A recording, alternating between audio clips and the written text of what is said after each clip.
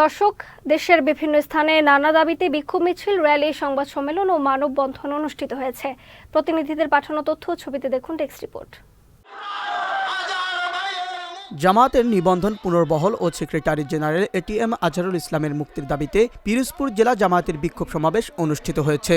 মঙ্গলবার বিকেলে পিরোজপুর কেন্দ্রীয় শহীদ মিনার প্রাঙ্গণে এ সমাবেশ অনুষ্ঠিত হয়।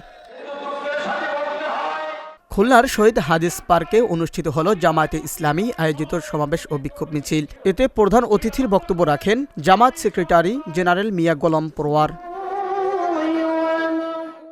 জামায়াতে ইসলামীর কারাবন্দী নেতা এটিএম আজহারুল ইসলামের নিঃশর্ত মুক্তির দাবিতে জামায়াতে ইসলামী রাজবাড়ী জেলার উদ্যোগে বিক্ষোভ সমাবেশ ও মিছিল অনুষ্ঠিত হয়েছে। মঙ্গলবার রাজবাড়ী রেলওয়ে আজাদী ময়দানে বিক্ষোভ সমাবেশ ও মিছিল অনুষ্ঠিত হয়। ঠাকুরগাঁওয়ের পীরগঞ্জে ব্যাটারি চালিত বিভিন্ন যানবাহন ও সিএনজি থেকে চাঁদা আদায়ের প্রতিবাদে মানববন্ধন ও প্রতিবাদ সমাবেশ করেছে শ্রমিকরা। বুধবার দুপুরে পূর্ব চৌরাস্তায় রিকশা, ভ্যান, ইজিবাইক শ্রমিক ইউনিয়নের আয়োজনে এই কর্মসূচি পালন করা হয়। গণ অভ্যুত্থানে হতাহতদের ক্ষতিপূরণ, গণহত্যার বিচার সহ 5 দফা দাবিতে বিক্ষোভ সমাবেশ ও গণমিছিল করেছে গণ অধিকার পরিষদ কুষ্টিয়া জেলা শাখা। বুধবার শহরের ফায়ার সার্ভিসের সামনে দলীয় কার্যালয় থেকে বিক্ষোভ মিছিলটি বের করা হয়। নিত্যপণ্যের মূল্য সহনীয় পর্যায়ে রাখা, আইন শৃঙ্খলা পরিস্থিতির উন্নতি, দ্রুত নির্বাচনী রোড ম্যাপ ঘোষণাসহ বিভিন্ন দাবিতে ময়মনসিংহে সংবাদ সম্মেলন করেছে বিএনপি। দুপুরে ময়মনসিংহ প্রেস ক্লাব মিলনায়তনে আয়োজিত সংবাদ সম্মেলনে বক্তব্য রাখেন ময়মনসিংহ দক্ষিণ জেলা বিএনপির আহ্বায়ক জাকির হোসেন বাবলু সহ অনেকে। বিপুল সংখ্যক সৈয়দপুর রেলওয়ে কারখানা যান্ত্রিক বিভাগে শ্রমিক কর্মচারীরা পদোন্নতির দাবিতে মানববন্ধন করেছে। বুধবার সকালে সৈয়দপুর রেলওয়ে কারখানার সামনে বিভিন্ন শপের প্রায় 3 শতাধিক শ্রমিক কর্মচারীরা মানববন্ধনে অংশ নেন।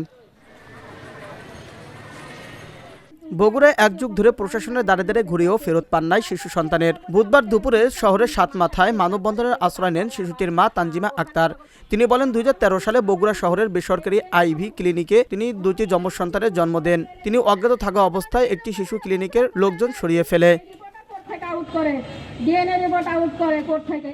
বরিশাল শেরে বাংলা মেডিকেল কলেজে শিক্ষক সংকট নিরসনের দাবিতে কমপ্লিট শাটডাউন ঘোষণা করেছে শিক্ষার্থীরা। মঙ্গলবার এ দাবিতে কলেজের একাডেমিক ও প্রশাসনিক ভবনে তালা ঝুলিয়ে দেয় তারা। এতে বন্ধ হয়ে যায় কলেজের একাডেমিক ও প্রশাসনিক কার্যক্রম।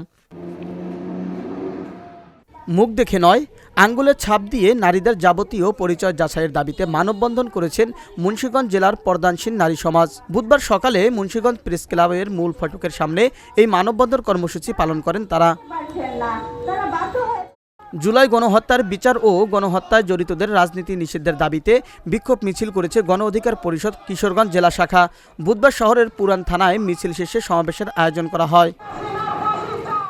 কোল্ড স্টোরেজে আলু সংরক্ষণে ও ভাড়া বৃদ্ধির প্রতিবাদে রাজশাহী সড়কে আলু ফেলে বিক্ষোভ করেছেন স্থানীয় কৃষকরা। বুধবার রাজশাহীর পোবা উপজেলার বায়ামোড়ে আয়োজিত এই কর্মসূচিতে পোবা উপজেলা সহ আশপাশের উপজেলার কৃষকরা অংশ নেন।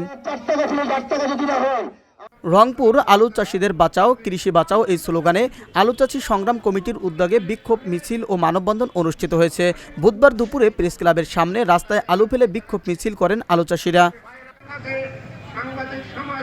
Abu Naim Shah, channel S news desk.